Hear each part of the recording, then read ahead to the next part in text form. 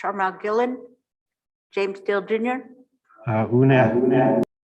Carol Langford, Len Tucci, Bing Matt, Ellie Bundy, Present. Martin Charlo, Present. Mike Dolson, I'm here. James Steele Senior. Martin, can you lead us in prayer this morning, please?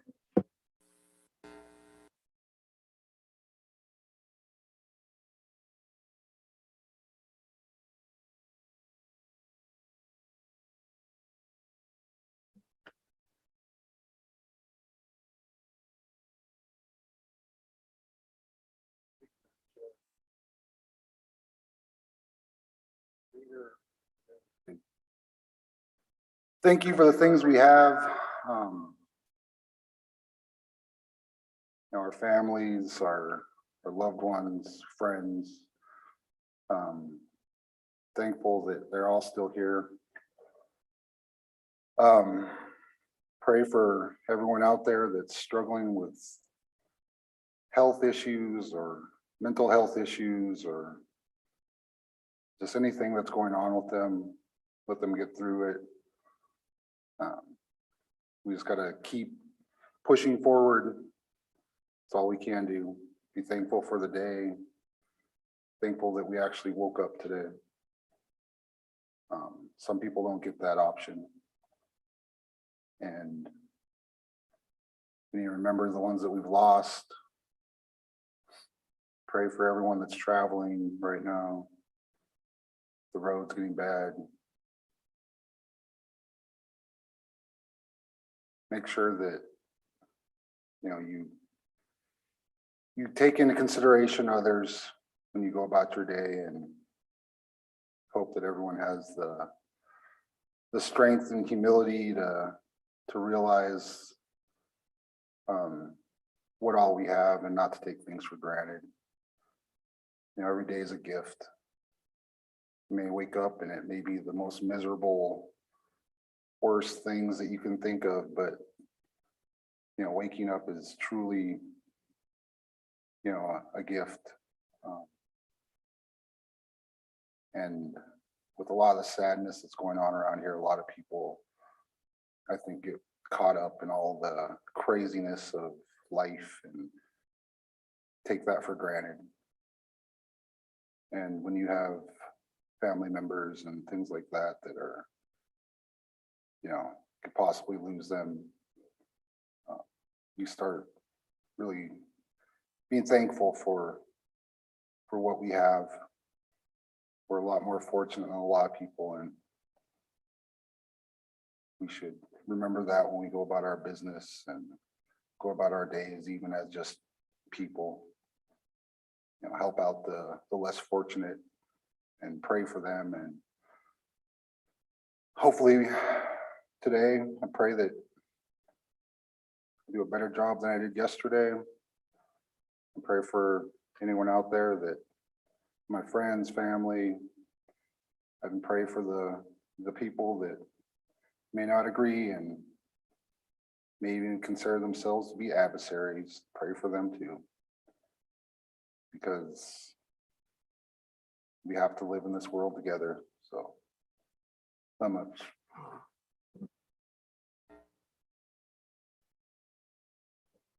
Martin. We have a set of minutes from December 14th.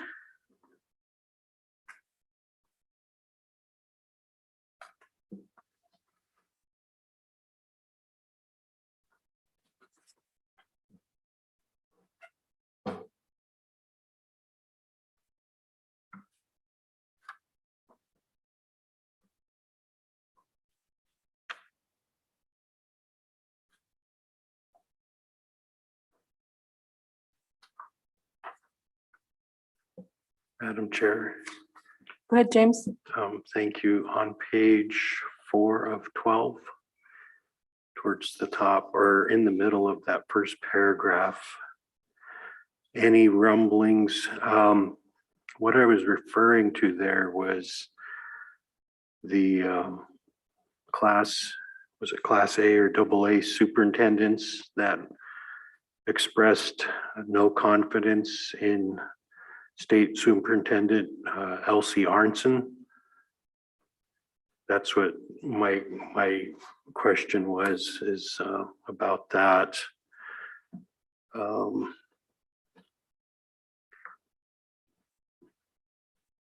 if that helps to kind of clarify that a little bit.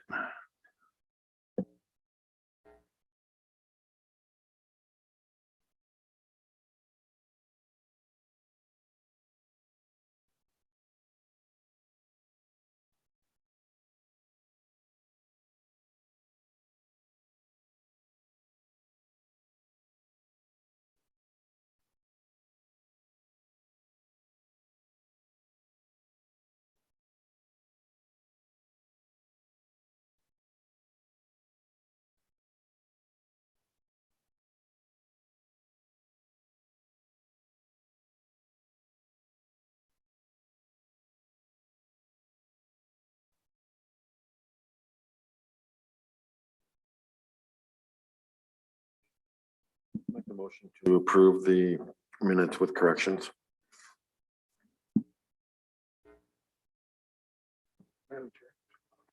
Motion by Lynn. Go ahead, Bing. Yeah, on page 6, where I made a statement about those wells. On the fourth line down, under my name there, it's got show instead of she. Shoe, it's got shoe instead of she. Get that changed.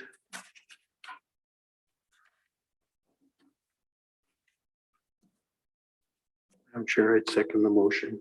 Okay, second by James. Any other changes? All those in favor?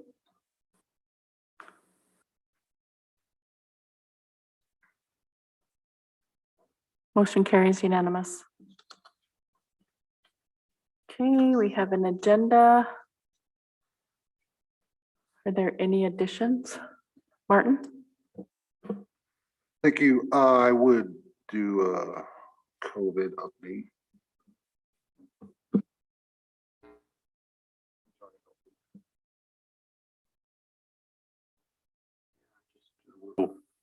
Couple things in open and don't need any staff. Thank you.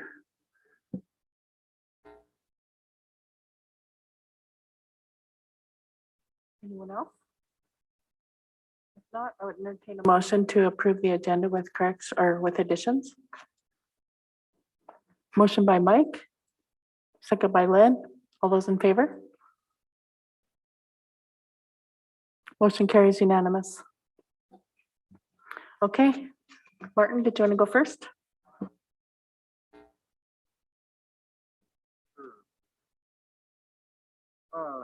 Thank you, Madam Chair, members of council. Sorry,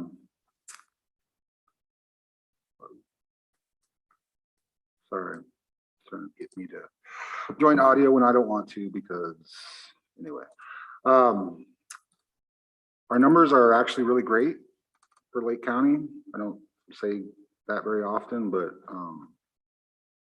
whatever we're doing, our public health, tribal health, all of our healthcare workers, thank them for their diligence and everything they do. If you see anyone that you know works in that field, thank them and extend that thanks to their entire staff. They are hopefully getting through this and doing it okay and everything.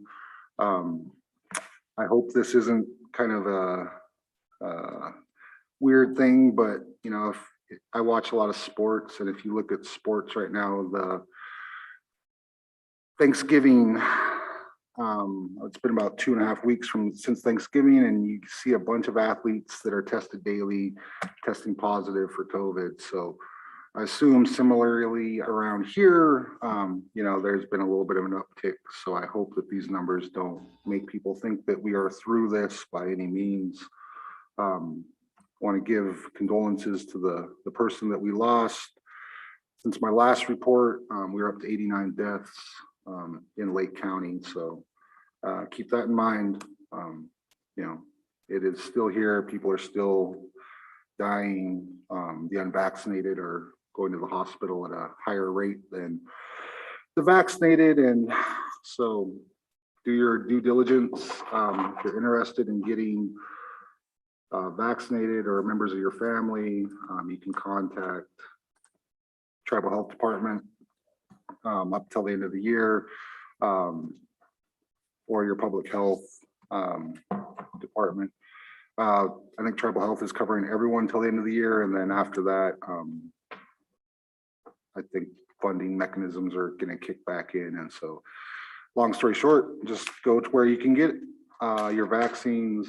The flu is here. I unfortunately had to go into the doctor last week, and they had just gotten the first case of influenza in Lake County. So they also did a update on their site, kind of expressing that. So, you know, COVID, the flu, you know, flu shots work, vaccines work, believe science, believe doctors, believe people that have been to school for a lot longer than I have. I'm just parroting what they are saying. I think we can get through this, and again, let's have a good, safe till Tuesday. Thanks. Thank you, Martin. James? Yeah, thank you, Madam Chair. Just to comment for council, yesterday I missed the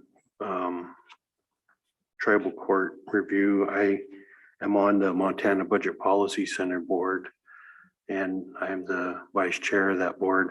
One of the things that we talked about is the Build Back Better bill that's in Congress. Greg Gianforte has already made it known that he's not going to accept some of that funding for the state of Montana, which is wrong. But my point is, I think we need to be making sure NCI, not CERT, but ATNI, Rocky Mountain tribal leaders are encouraging their senators and congressmen to put language in that bill that allows tribes to be directly funded and not a pass through the state.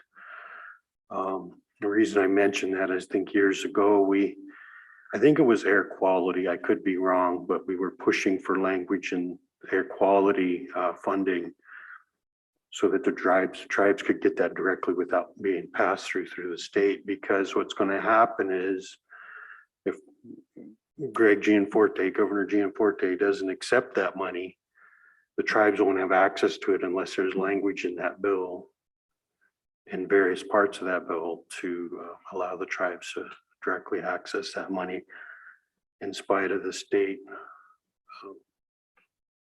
That was one thing. And then the other thing,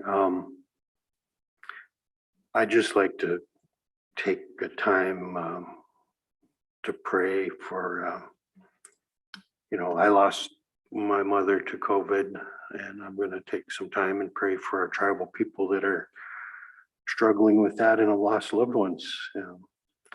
So we pray for our tribal folks our tribal citizenry and loved ones that have lost folks to COVID. We ask that you would comfort their hearts and minds, and those that are struggling with COVID, give them healing and peace to their families as they're concerned about them. And we just ask that you keep our folks safe and help them to get vaccinated and be safe and social distance. Amen. Thank you, James. There was a White House Tribal Nations briefing on the funds Tuesday, and I ended up having a regional SEDS meeting with the State Tribal Economic Development Commission and the Native American Development Corporation. It was our kickoff meeting because we're going to develop a regional comprehensive economic development strategy. So NADC is going to hire a consultant to look at all the tribal SEDS and then develop a regional one. So that was a last minute kickoff meeting. So I do believe that Greg Spar attended that briefing on behalf of the tribe. So I just emailed him to see if he could give us a briefing. So we'll try to get that later today. Yeah, I appreciate that. I think, if we could be assured that the governor would actually, if he doesn't accept those funds, then that just really puts us in a difficult spot trying to access those programs and such. And so, thank you. Thank you. Okay. Do we have forestry? Okay.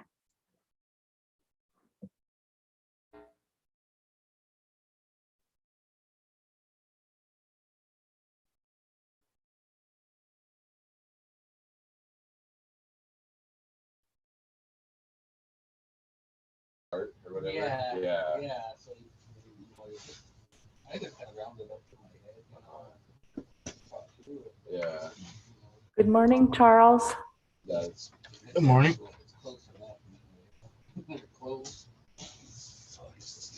So I see Sean and Steve are still trying to log on.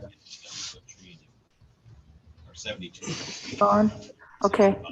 Sean, did you want to go first? Sean's information starts on page 2 in the packet. Sure, I could go first. Good morning, Council and Chairwoman. I'm here today to request permission to advertise the Magpie Aspen Enhancement project. It's a 66-acre unit with 259,000 board feet.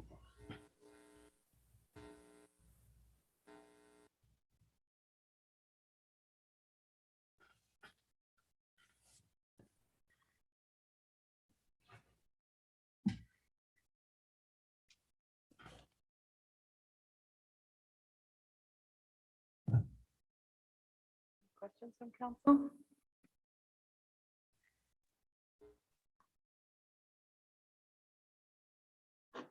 Okay, we have a motion by Lynn to approve the Magpie Aspen Enhancement Logging Unit sale.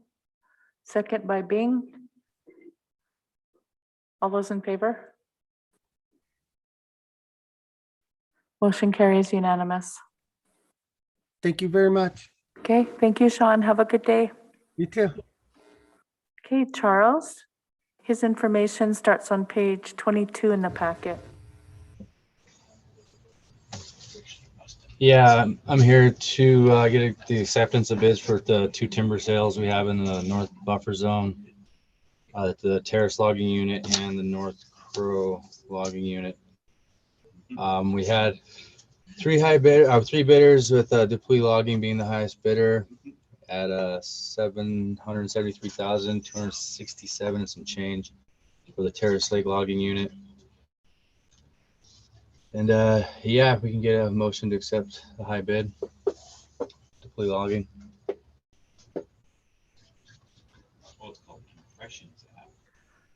Motion by Mike to accept the high bid from Dupuis Logging for the North Buffer Zone Terrace Logging Unit. Second by Martin. Any questions? All those in favor? Motion carries unanimous. The next one we have is the North Buffer Zone Crow Logging Unit. We had 3 bidders. Dupuis Logging was the higher bidder on that one as well, with a value of $148,148. And yeah, if we could accept the high bid, that'd be great.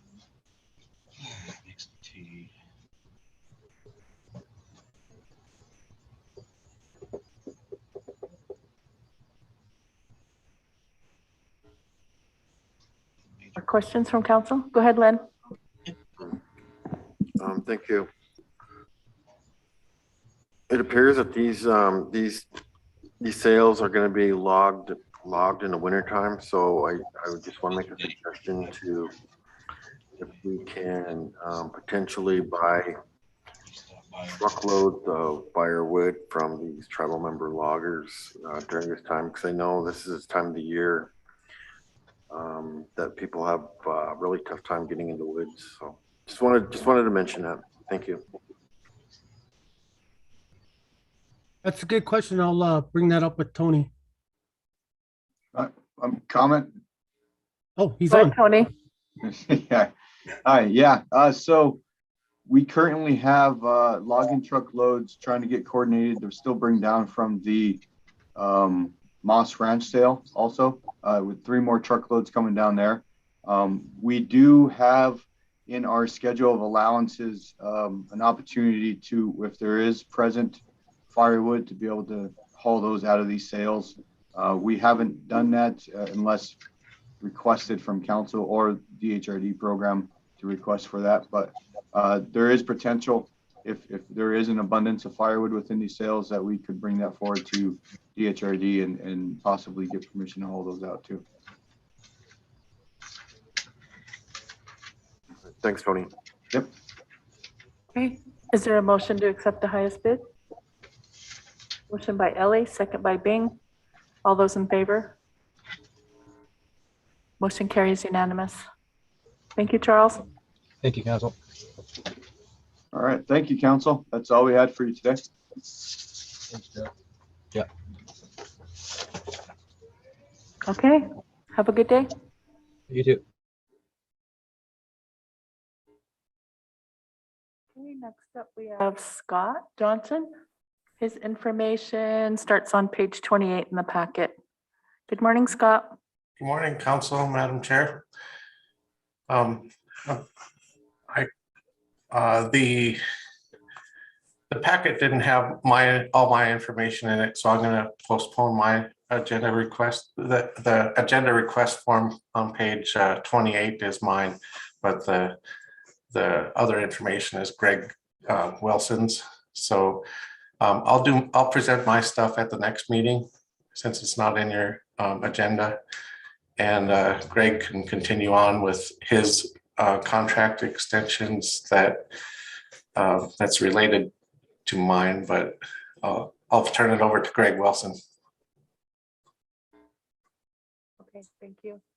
It says it's in our packet. Jen, can you elaborate?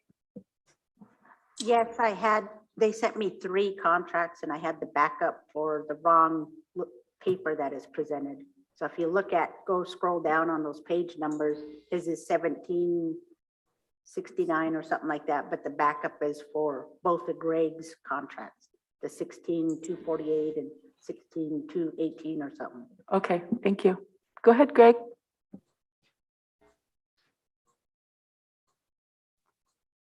Good morning, Madam Chair and Council.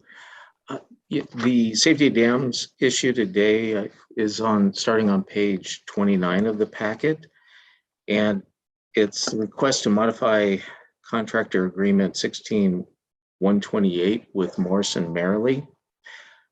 Morrison Merrily has been providing services related to NEPA for several projects within safety dams and roads, and today's request is to extend Morrison Merrily's contract to end December 31st of 2022. This allows time for continued work that they are providing to us on some bridge design that is going to be extending into next year, but we wanted to be conservative and push their contract end date from December 31st of this year to December 31st of 2022.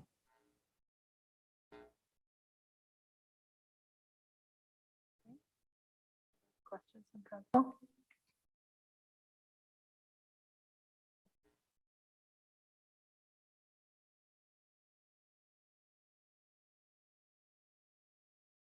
Not, I would entertain a motion to approve the extension with the Morrison Marley contract to December 31st, 2022. I'd make that motion. Okay, motion by Martin. Second by Mike.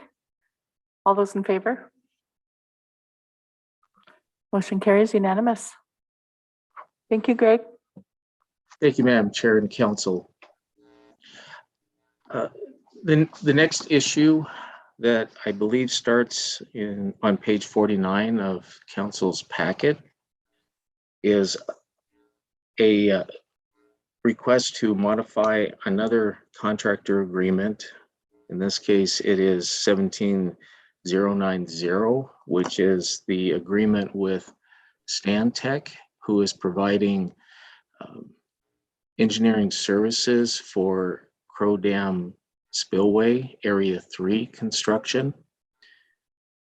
Their services were intending to be ending the end of this year, and we're requesting that their contract time be extended from December 31st, 2021 to February 28th of 2022 to account for longer than expected time to complete the construction project.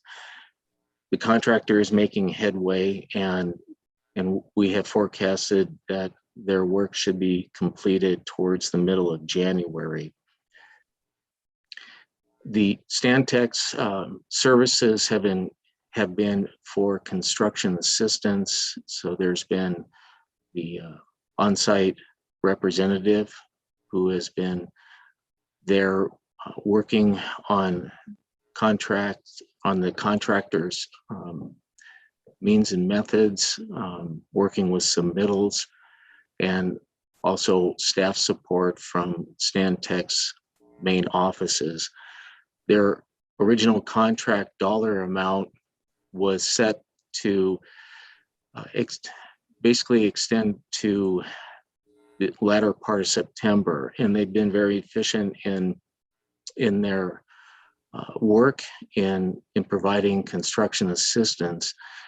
So our second request is to request a budget increase of $150,000, which is getting them from the end of September through the end of February. So the request to council is twofold: extension of contract time and request to increase their agreement amount by $150,000.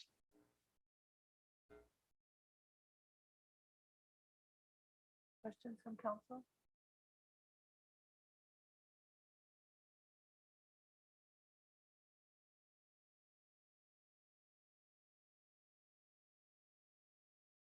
Not, I would entertain a motion to approve the extension and additional funds to complete the work through February 28th, 2022. Go ahead, Len. So Greg, can you elaborate on this a little bit more in detail on what exactly is the scope of work that they were set to complete, and why is the additional contract amount, what does that encumber? So the original, thank you, Councilman, for that question. The original scope of work was set up where they would provide their on-site resident engineer and construction support services to include pre-bid, or I should say bidding assistance services, review of requests from contractor for construction questions, resident engineering services, and other construction related activities that are typical for these types of projects. There's generally questions that come up during construction as far as some of the design elements that need to be clarified. Generally, there's more than one round of submittal review for these projects to get through some of the details that the engineer of record needs as part of the final constructed project.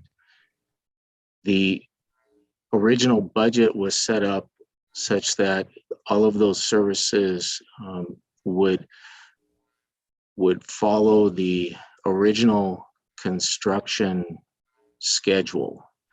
And the original construction schedule was for the construction to be complete around the end of September.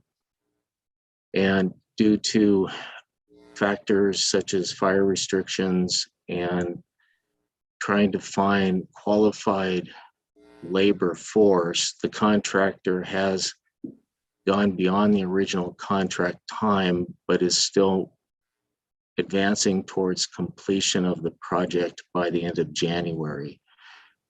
The request for Stantec's additional funds are mainly to cover the services of the resident engineer from the end of September to the end of February. Thank you, Greg, and members of the council. I do support the contract modification, but when it comes to, you know, when they're late on their contract and then requesting additional funding, I got a question, and I got to make sure that I have a better understanding of why this is taking place, because it appears that these types of projects are coming in year after year and they're requesting these extensions, and it's just costing us more money. So anyway, thank you, and thank you, Greg. You're welcome. Yeah, I think it's similar to what some of the forestry extensions or waivering the payments due to fire. Same issue, wildfires, people get pulled off, we shut down the equipment, etc. So, have any other questions? If not, is there a motion to approve the request? Motion by Martin. Second by Bing. All those in favor? Opposed? I'm gonna vote no. Okay, James is opposed. Motion carries.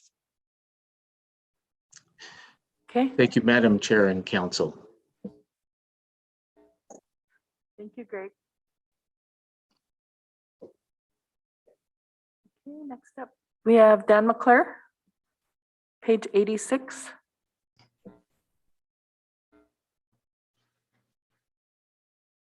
Madam Chair, members of council, good morning.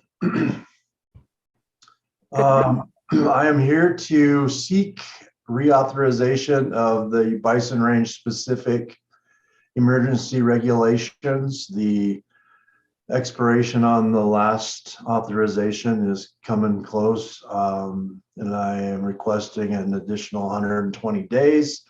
We have other items of the 44D that it's in a public comment process, and our emergency regulations for the Bison Range will expire before that's over. So I'm here just to seek a reauthorization of 120-day extension on the Bison Range specific regulations.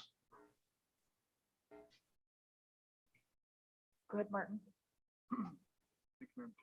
Thanks, Dan, and all your staff for all you do. So I'd make the motion to extend for 120 days. Okay, motion by Martin, second by Ellie. Questions? All those in favor? Motion carries unanimous. Thank you, Dan. Thank you.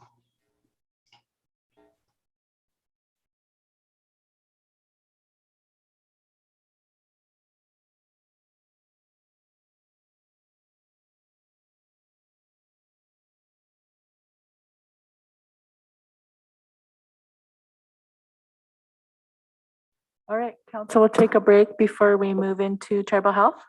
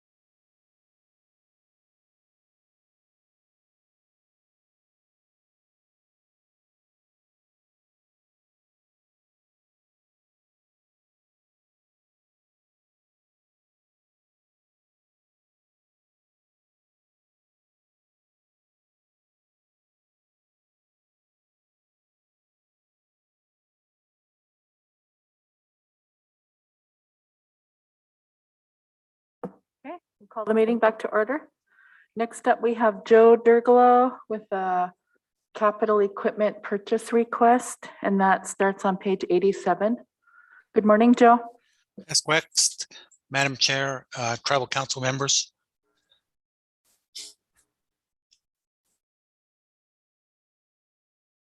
Proceed. Go ahead. Okay, correct. Beginning on page 87, we have 3 capital equipment requests. The first is for an additional Parada pharmacy kiosk. We have purchased and placed 2 of those machines in the Arley and the Elmo health clinics. They are pharmacy kiosks. It allows us to place some meds and allow some expanded access to some of the pharmacy services through those kiosks. They have been well received in both Arley and Elmo. We want to place one in the Polson Health Center and try to help manage that traffic in that lobby. So this is a request to purchase an additional pharmacy kiosk for the Polson Health Clinic. James? Yeah, Madam Chair, I'd make that motion, but also Joe, nice haircut.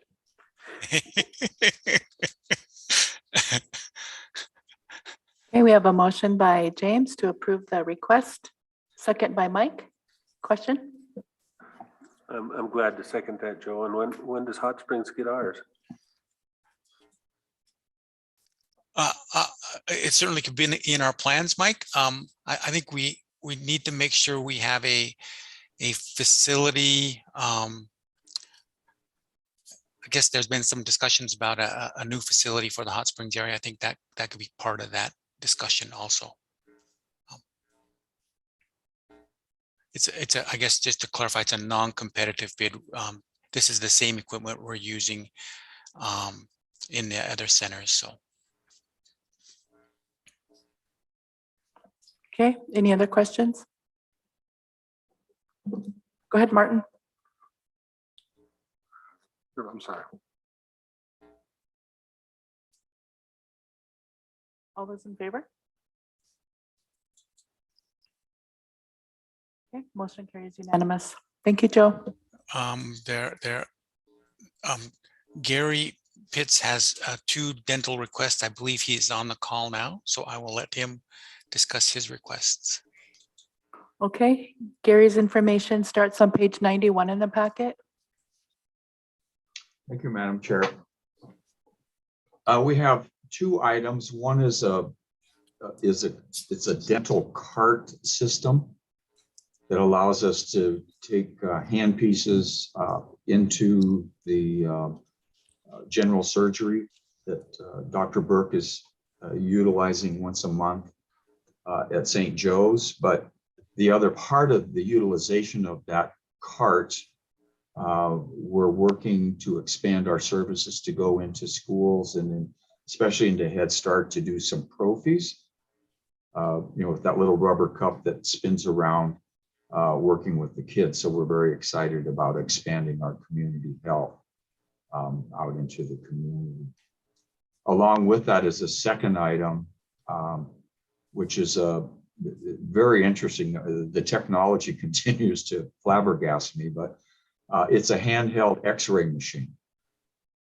So that when we're out oftentimes doing screenings, we might run into a young individual who has a big hole in the tooth, and you've seen some of those pictures that we run into, that we could take a look at that tooth and the root formation to see if that abscess is in the bone,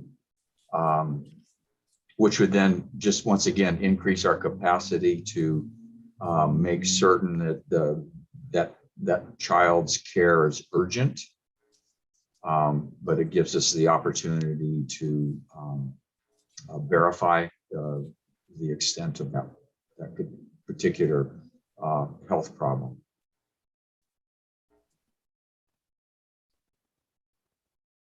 Okay, are these both sole source purchase?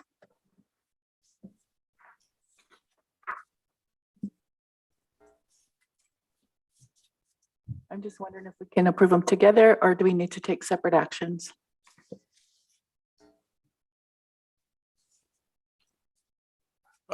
Madam Chair, I would recommend separate actions for each piece of equipment. They're both above the $5,000 threshold, and I believe they're both non-competitive.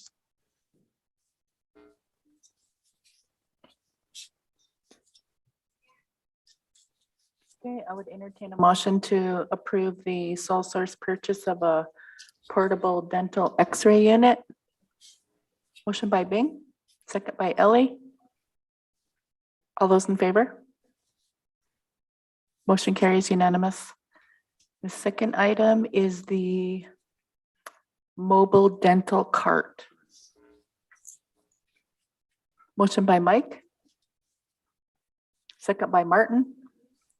All those in favor? Motion carries unanimous.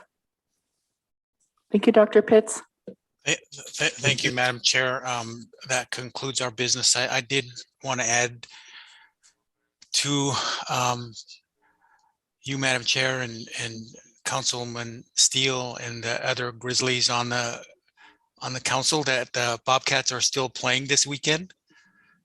I don't know if you knew that yet or not. Now that we cut him off now. I was looking for the mute button. Still playing, There you go. still playing, and that other Montana team is not. They are resting at home this weekend. Thank you. Sorry. Thank you, Joe. Thank you, Madam Go Chair. away. Madam Chair, can he go away now? Go MSU. I'm cheering for him. Thanks. I Have will a good day. Goodbye.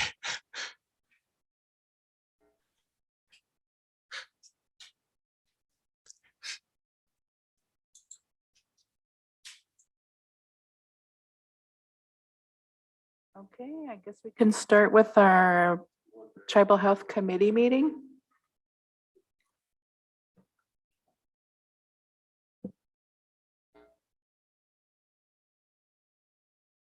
I sent them both invites, but neither one of them have jumped on yet. Oh, but we are early. Thank you, Madam Chair. This is Susan Johnson. I just want to let you know that Jonathan Owens texted me. He has a family emergency he's dealing with, but he hopes to jump on shortly. I do have Chelsea here. I'll go ahead and start with reporting. So I believe the first thing on the agenda was to talk about the open positions at Tribal Health. And I think Yvonne was going to touch on that.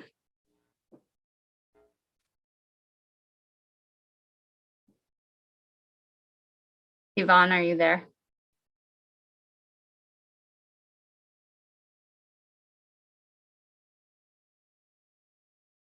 We don't have anything in our packet. Can you do a screen share?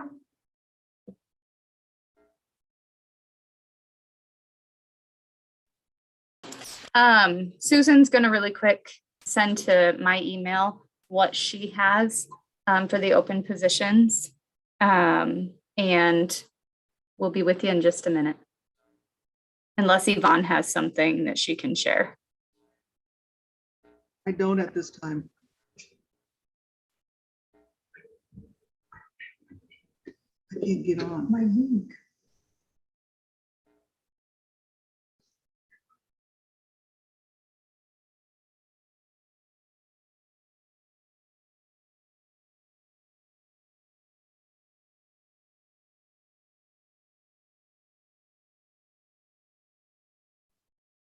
Okay, but I want you to talk about the positions that you supplied them.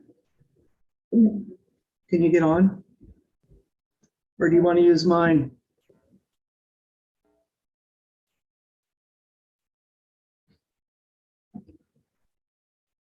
Sorry about that. Jen was going to get on, but she can't. So she's went and got her paperwork.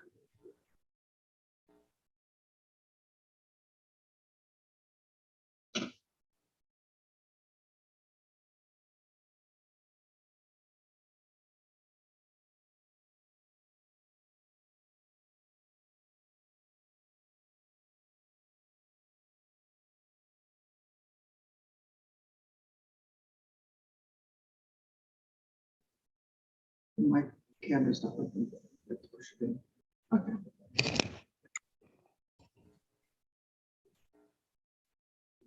Okay. Good morning, Jen.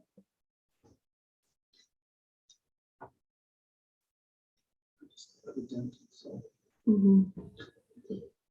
So like most of our positions were advertised, right, with the ones that Susan sent us? Okay.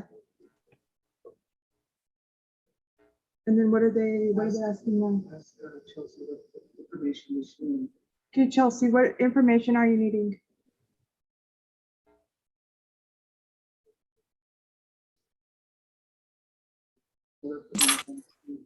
So I just shared my screen, and this is a document that Susan Johnson put together of the open positions that we have and where we're at with them. So it details it by which division.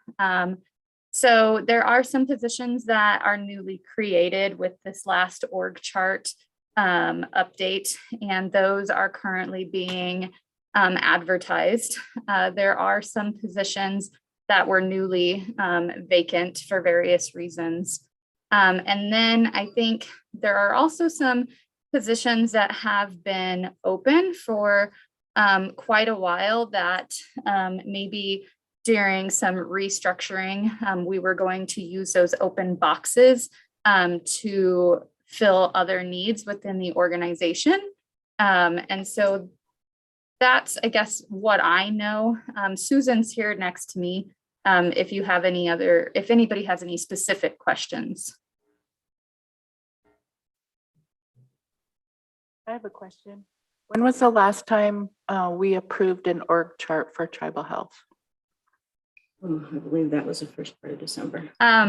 Susan believes it was the first part of December of this year. When was that? I think or was it November 7th? November 3rd. November 3rd or November?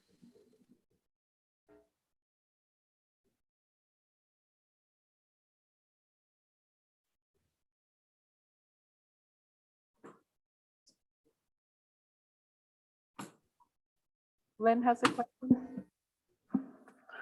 Jen, can you tell me, is the pharmacy positions, are those currently being advertised now?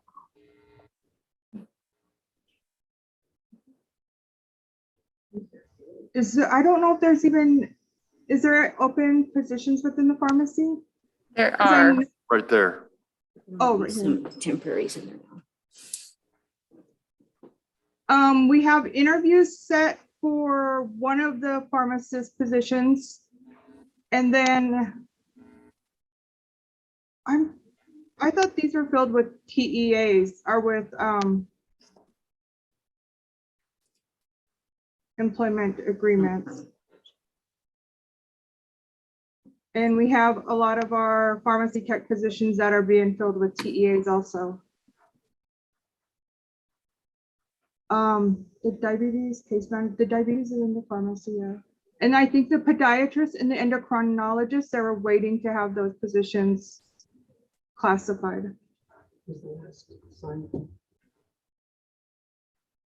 But yeah, pharmacist has been advertised, and I know we have interviews that are scheduled.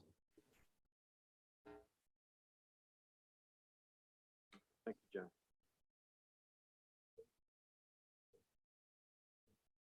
But I do like that, like when I started working here, I saw like a lot of the pharmacy tech, like even the trainee positions are being filled with our tribal members.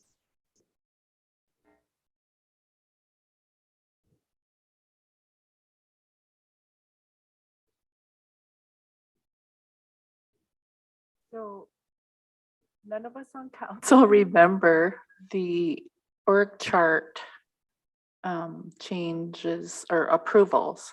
So can you tell us specifically? November 3rd was the last signed one I had, and I think Patty just had another one signed in December, but I don't think it was brought in for approval. To amend like the behavioral health department. She had a change done to that, and it was signed off on by Jonathan, but I don't know if I don't think it was brought into council for approval.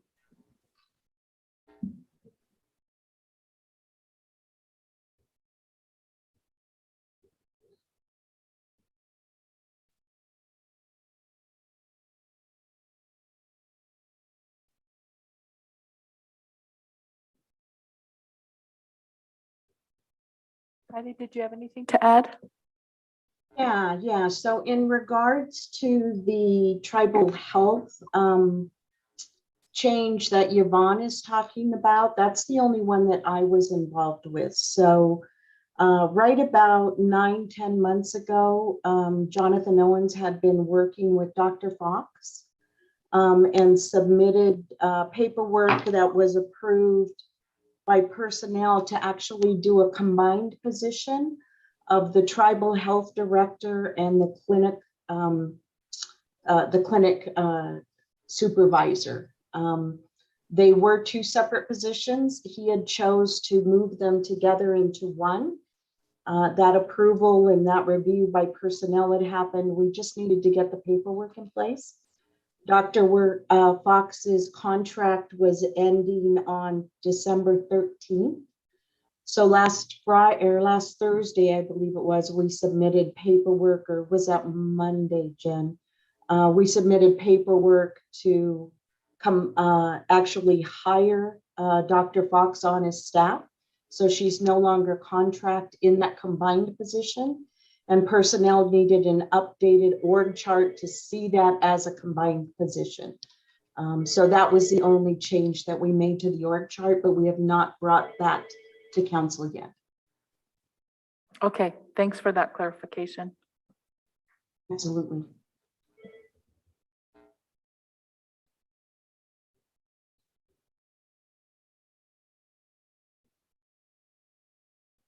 Is there anything else related to the org chart?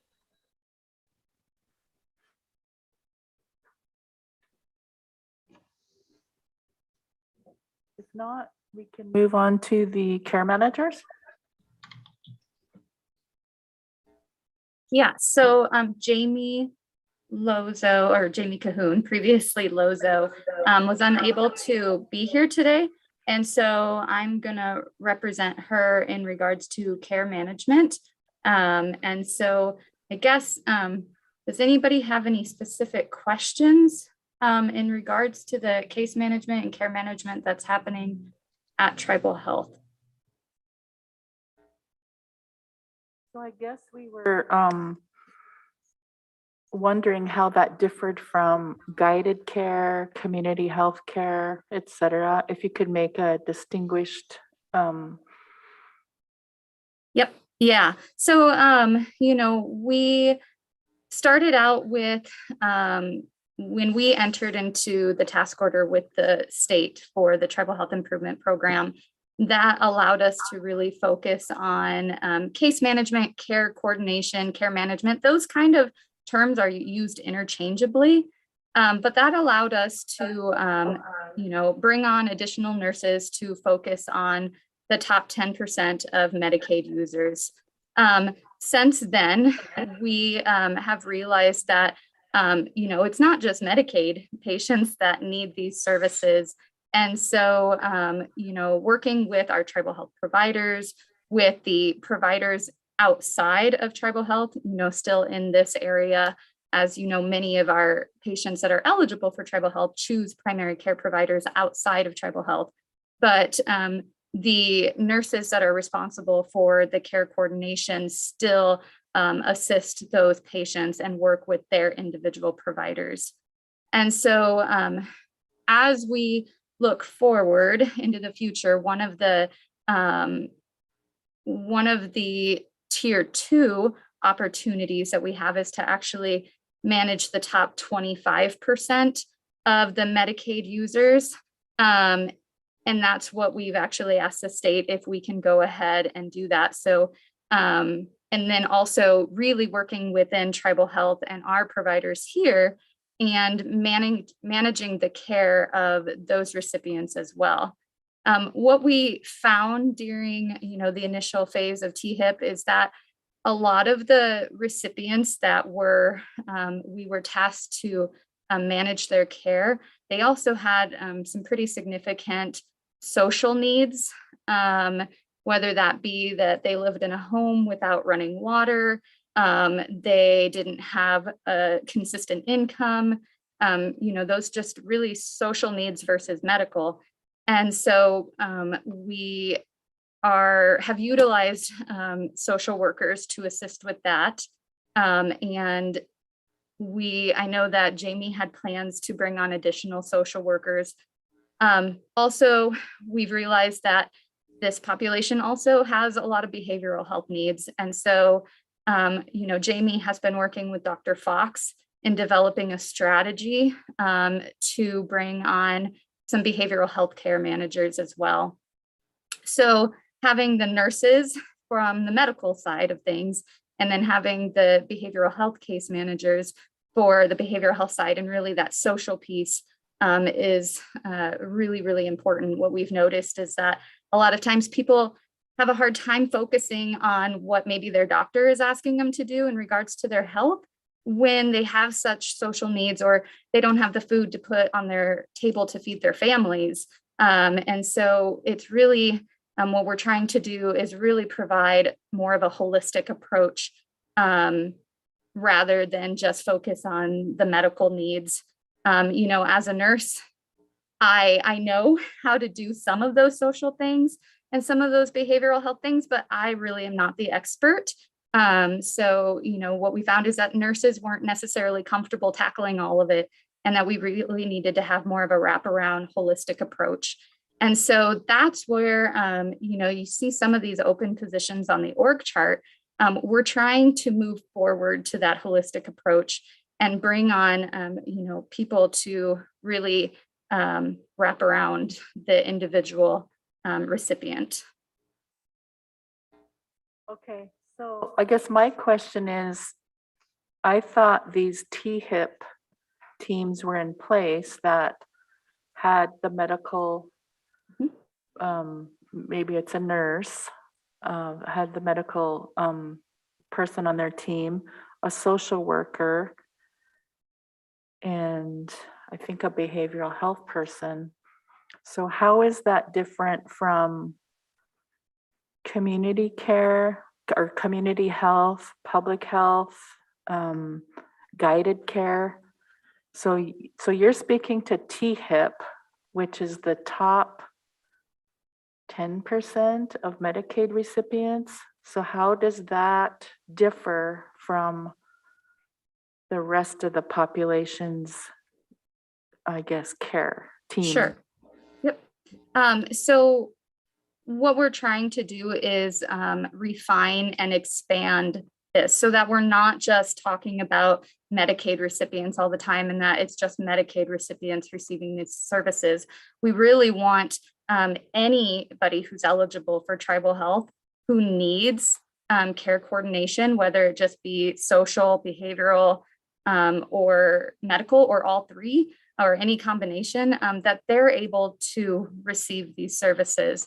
We know that we have, because of the task order, we have a commitment to the Medicaid population, but we're trying to get away from, just, looking at that population and rather, looking at the whole population. Just because somebody doesn't have Medicaid, but they're a tribal health recipient, doesn't mean that they shouldn't receive these services. And so really trying to refine what we learned when we implemented THIP and now expand to all tribal health recipients as needed. Okay, but not out of THIP funds, right?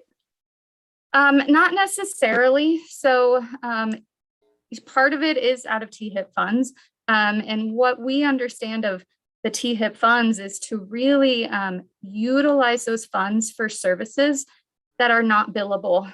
How can we provide additional services to the whole population that maybe IHS funding doesn't allow for? And so some of what we're doing is using THIP funding to expand, to bring these services to the rest of the population.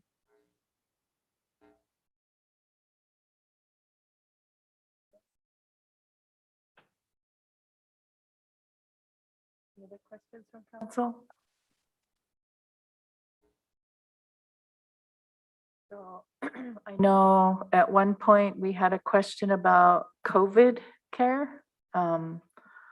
Those kind of teams for people that were needing aftercare, I guess, after the hospital. So can you address that? And then Len has something. I can address that. So we work to kind of restructure how we were doing our case investigation and the nurses that were following these COVID patients. And so what we did is, instead of having just 2 or 3 nurses who were highly involved in doing the case investigation, we moved it to by community. So if a person has COVID and they live in Arlee, they can expect the Arlee nurse to reach out to them, to follow them. And we did that to create that continuity, that she's already working with patients in Arlee, and she'll put them on her caseload, and she'll be able to follow them through to the aftercare piece. And so we have seen some positive changes from this already. And it has really helped to overall, equalize the workload. So nobody was falling through the cracks. Nobody's been missed for one reason or another. And it really provides that continuity and keeping it in the community and that particular care team, versus, just having 1 or 2 nurses do all of it.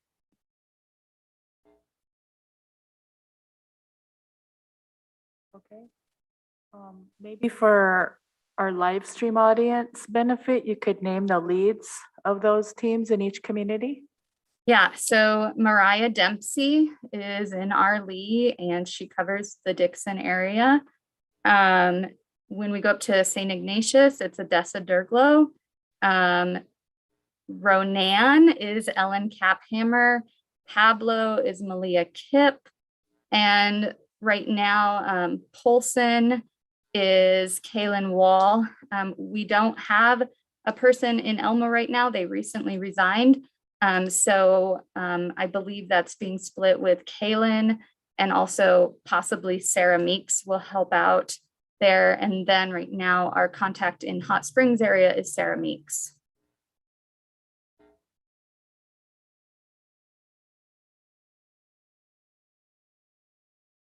We also have a couple of just TEA employees that are new nurses that are filling in. One is Morgan Molitere, and I believe the other is Violet Lewis.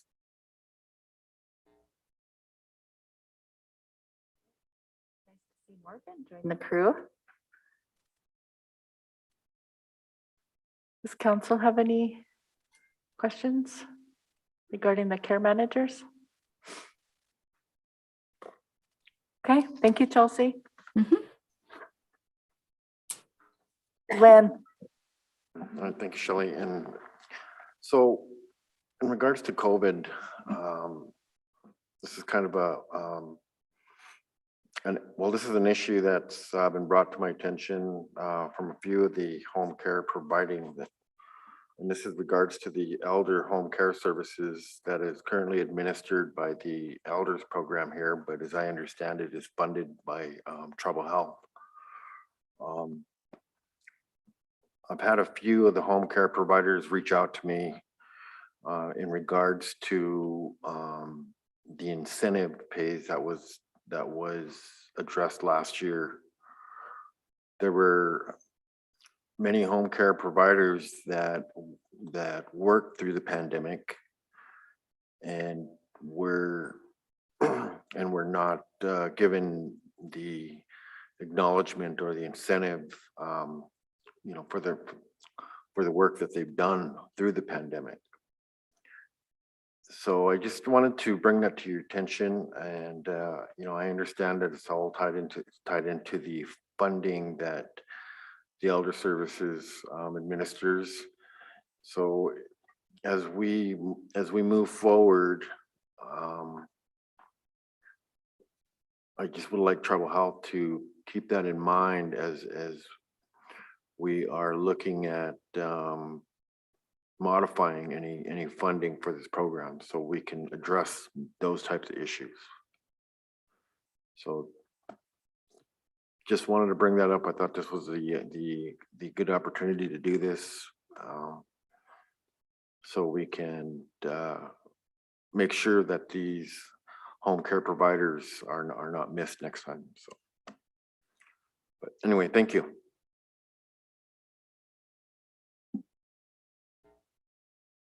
So Chelsea, have you guys had those discussions with the elders program or any coordination? Not to my knowledge, but I don't know if anybody else on the call does. Patty? Go ahead, Patty. Okay. Thank you, Chairwoman and Council. So I'll respond to that very briefly. I have had a conversation as directed by Council in our last meetings is to really look at elderly services and how we can try to streamline it and do better for our elders. That particular issue has come up. From what I understand with the elderly program is most of the home care providers are on contract. And so they're not CSKT employees. The majority of them are contractual employees. And I think they were unsure how the incentive transfers to contractual versus full employees with the tribe. So I think those are some of our questions. And then I also want to just relate back to Chelsea's earlier conversation, talking about the coordinated care for people, whether they're Medicaid or not, coming in through tribal health, and that high level of need around mental health services, behavioral health services, and social services. So I think that's kind of where I step in and kind of working with Chelsea and her team and looking at that coordination across departments, because a lot of this happens outside of tribal health. And so that's all part of us creating a well-coordinated infrastructure moving forward. So we're servicing our patients, our clients, whatever we choose to call them, in a much more holistic way. Right now, I've been doing a lot of work between DHRD and housing. And then we're looking to bring tribal health in and the other departments that all play a part in that holistic health, holistic care model. It's going to take some work in doing that coordinated because we have so many siloed services, plus so many regulations and restrictions that might be there with certain funding. What's been really great between DHRD and housing is when somebody comes in with an issue, we can have a conversation and decide which fund source to be able to solve that individual's problem. But we need to bring in the health perspective in it also and make sure we're getting people in for good health care and looking at the holistic nature of individuals. So I really think that's where we're moving. And love to see that that's the model that Jonathan has brought to tribal health, and Chelsea's kind of carrying that torch forward. Okay, thank you. James has something? Thank you. Just a comment or having just been through, a whole family that had COVID, for pretty much a whole month. It was pretty much me going in and checking on my family. And Chelsea, I appreciate, you called in and talked to my mom's husband, and you were very, very helpful. And I want to express that to you. We had a household there that was all sick. Nobody could go in except for me. I had vaccination and all that I could to go over there and check on them. But one critical ingredient that I learned from my own self having COVID and from my family is being able to measure the saturation level of a person's oxygen. And you all provided Gary with one of those oxygen meters, and I had one, but that's what I used to be able to get my mom into the hospital. Her level was at 77. And fortunately, she didn't come out of the hospital the way we wanted her to. But I think one of the real key things is for people to understand that you could feel all right, but your oxygen saturation level could be in the tank. And so the only way to really check that is with I think, what do you call it? I call it an oxygen saturation meter. I'm not quite sure the term, but one of those things you put on your finger and it tells you, what's that? Pulse ox. Thank you, Shelley. Those are pretty important, and that I use that on myself. I use that, we use that a lot with family that were battling COVID. So I know you gave Gary one, but do you all give that one of those out to his, as folks as you're working with them? I assume you do, but I also want to say thank you for helping, particularly my family and other families that, calling, checking on them every day and saying, hey, what's going on? That's pretty important, because when somebody's in it brand new, you don't know what to check for, and I sure appreciated that help. Thank you for that. And yeah, as families or individuals work with our nurses, they're making that assessment over the phone as best as they can. In some cases, we do send a nurse out to the home to do a more thorough assessment if we are concerned based on our conversations with the patient. And so, yes, that is something that we, do our best to offer across the board. And so we do have those pulse oximeters, and we have plenty of them to hand out as we continue through this pandemic. I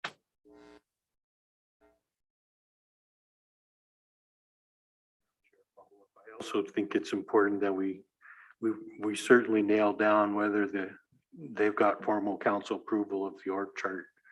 If there's any question, I think that needs to be formally adopted. I don't remember approving it in December, so maybe there's just kind of a mix up there, but I think it should be formally presented. And Yes, that is something that I thought we were going to do that today, but I guess we'll save that for next time, for next month's meeting. Dr. Coram, did you have anything to add? I will just say, as far as what we're doing here in the health department, as well as preparing for continued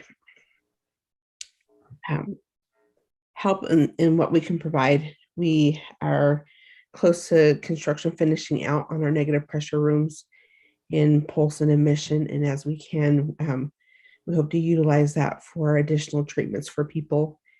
And when that becomes available, we will also make sure that we advertise that as well. But it'll allow us also to bring in people who we suspect have COVID into a safe environment, safe for our other patients and safe for employees too.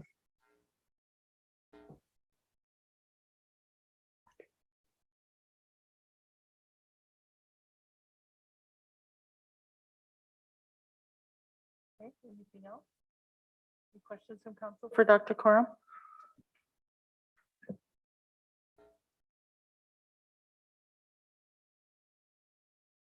Maybe for those of us that haven't really heard much of an update on the Omicron, I don't know how to pronounce that, the new variant. Can you address that briefly? Yes. As of our last update, we have not had any official word of the new variant Omicron in our state. We still continue to see Delta as that variant is dominant right now. And we're still pushing very hard for vaccination, especially for our youth.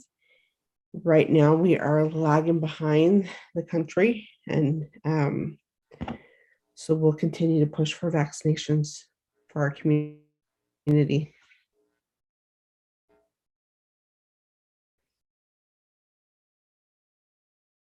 If I could add something, yes, putting the plug in for youth to be vaccinated, particularly the 5 to 11-year-olds, because that's which age group was most recently authorized. We had great success at our clinic at the Quatucknook on the 14th. We had over 100 people show up, a lot of kiddos show up. But I want to say that we're the older kids, the 12 to 18-year-olds, we're still lagging in that group. We're also those 20-year-olds and even 30-year-olds. You know, I just want to encourage everybody to come get vaccinated. At this point, anybody can walk into a tribal health pharmacy and receive a COVID vaccine.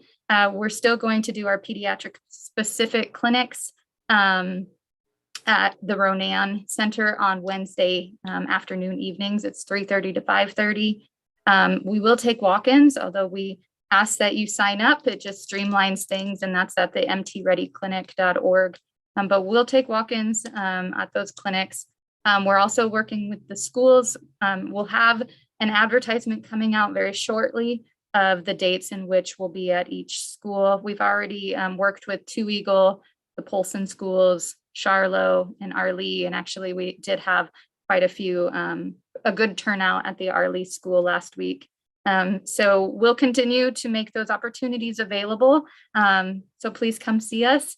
You know, one of the first things that Patty did was reach out to me and just remind us all that winter ceremony is coming up.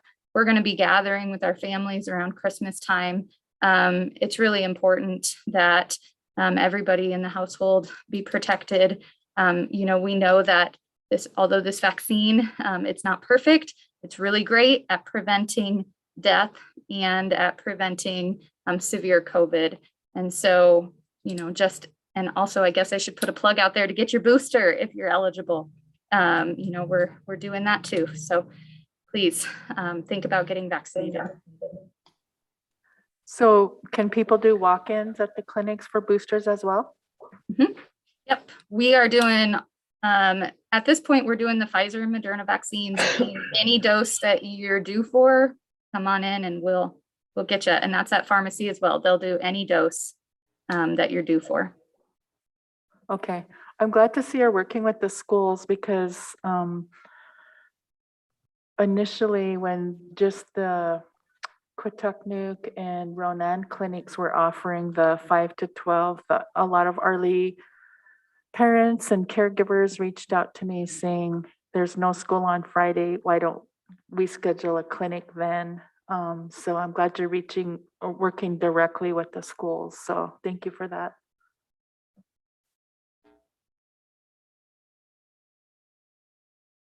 Patty?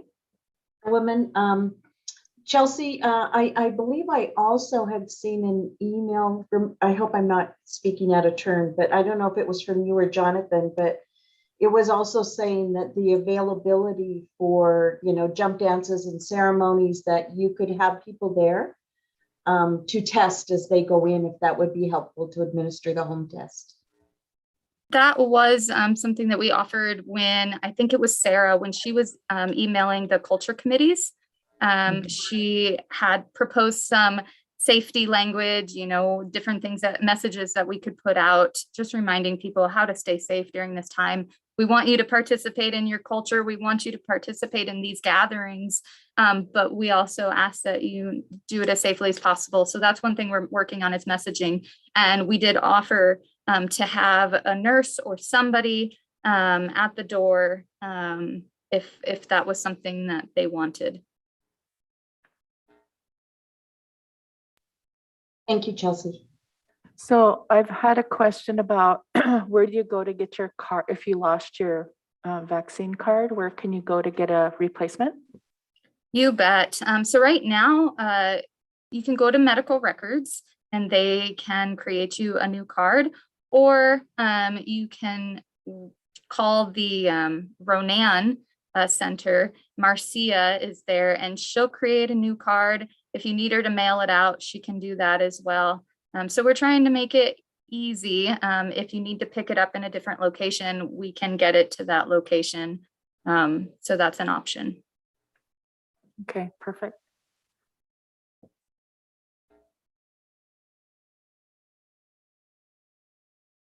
Go ahead, Lynn. I just have one question. I may have missed it too in regards to the booster. Is Tribal Health going to provide mobile services, possibly going out to the tribal home sites and giving out the vaccine? We don't have anything specifically planned, but that is something I can arrange. Right now, we're using our mobile van to do some treatment with Regencov. And so that's the monoclonal antibodies. While we're short on clinic space, we've been using the van to do treatment, but we can definitely in the new year look at getting a list and going around to the home sites again. Okay, thank you, Chelsea.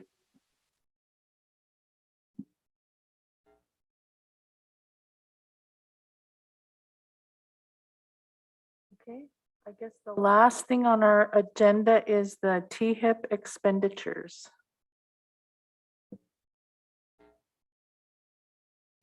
So if you give me a second to pull up on my screen, I do have our latest expenditure report. It was from September, and the October and November reports are still waiting to be certified. So let's see.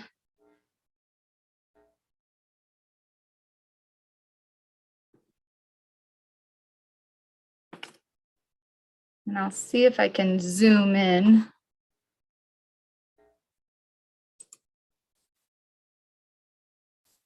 And so of a couple things to note about the THIP expenditures is our budget, our fiscal year, I guess, goes from February to the end of January. And that happened because we first started this program and received our first check in February of, I think it was 2017 or 2018, I don't remember.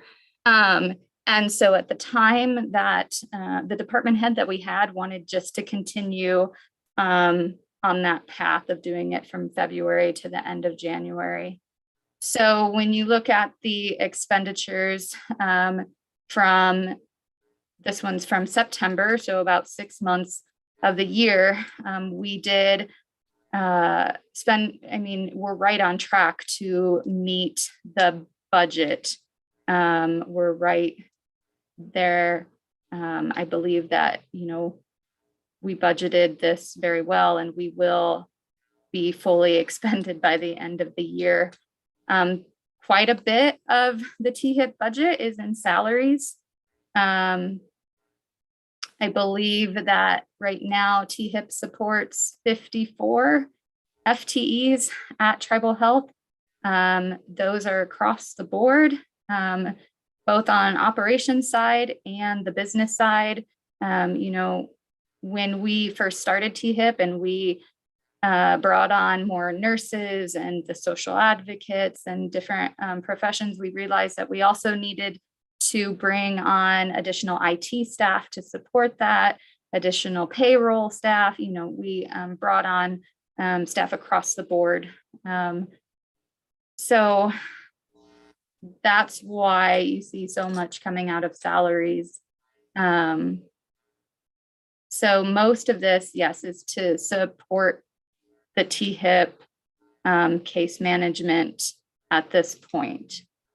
We have applied with the state to move forward to Tier 2. I had a meeting with the Medicaid program this past week, and unfortunately, the state Medicaid program is having a turnover on their leadership. And so they have been unable to review our proposals, and they don't believe that'll actually happen for a couple months. So we're kind of in this holding pattern and still operating within Tier 1.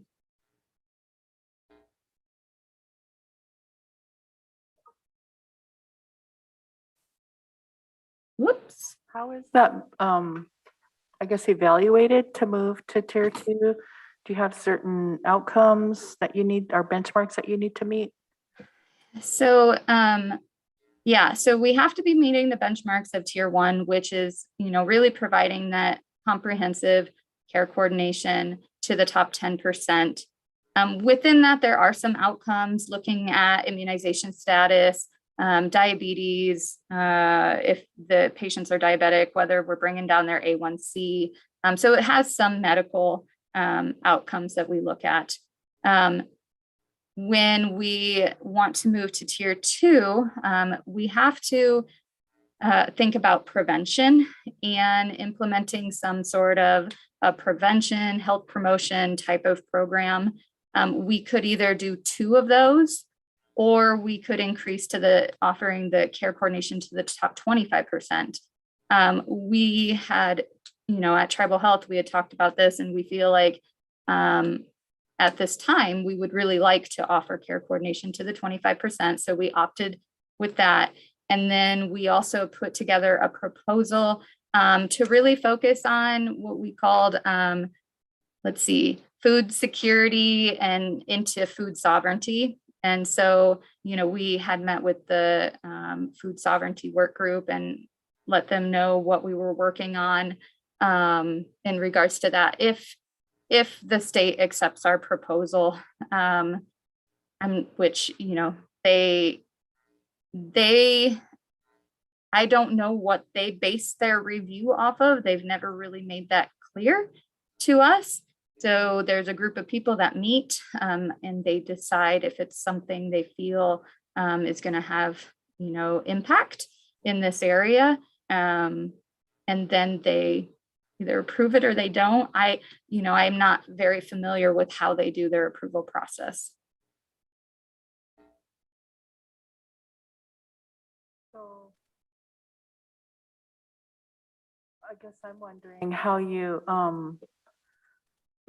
make that decision whether to focus on prevention or health promotion versus expanding care coordination to 25%.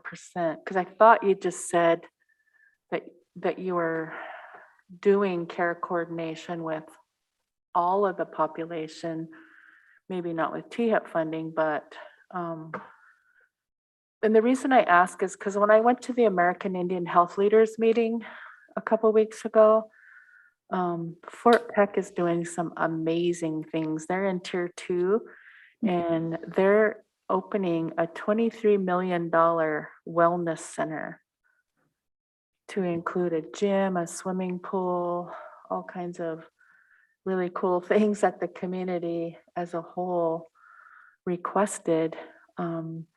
The other thing is, the other really cool thing that they're doing there is they have school-based clinics. So in every public school on the Fort Peck Reservation, they have a clinic. So parents don't have to take time off to take their kids or to get dental services, mental health services, medical services. They have a clinic right at the school. And while I think maybe that's not something we could do here, I think it's, I'd like to see, like, for example, the dental services, like Dr. Pitts mentioned early, they're bringing those services to the school on an individual basis, but they have a really cool model. And I was just wondering how you made that decision to do, to focus on care coordination up to the 25% versus prevention or health promotion. So it really stemmed from, the way we've been trying to restructure and put behavioral health needs kind of at the center, and, Tribal Health working on the collaborative care model. And so those conversations happened with the department head and division directors, and we felt that this collaborative care model would really benefit the patient population. And so part of that is really doing the case management, the more holistic case management. And so that's kind of why we decided to do that.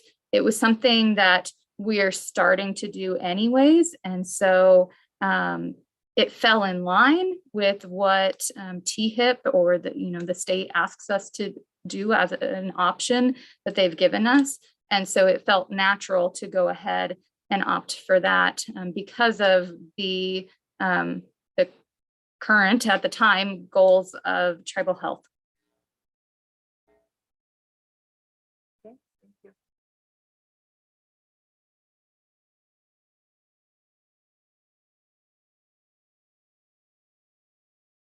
Any other questions from council?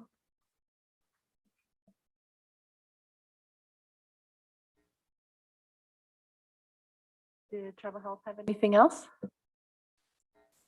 So I'll just add to that, when we do move to tier 2, it increases our funding.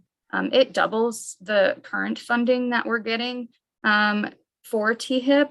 And so, Madam Chair, as you talked about, really focusing on prevention and the things that other tribes are doing, that will allow us, to be able to expand prevention in all ways. Yes, we are, they ask us to do at least one prevention type program, but that one program, is there.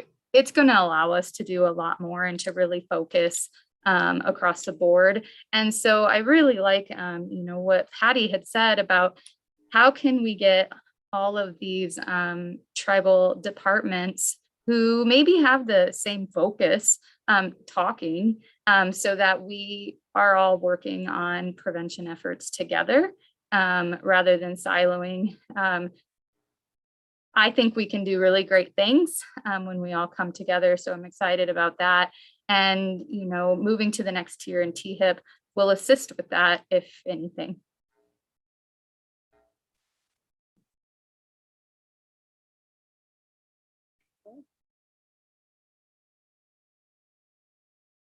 Is there anything else from tribal health?